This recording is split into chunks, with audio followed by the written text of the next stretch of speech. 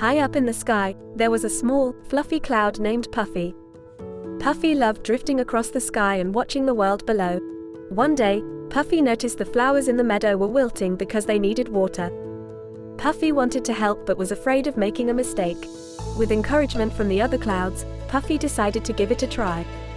Gently, Puffy let out a soft shower of rain, just enough to water the flowers and make them bloom again. The animals in the meadow cheered, and Puffy felt proud of the good deed. Puffy realized that even a little cloud can make a big difference.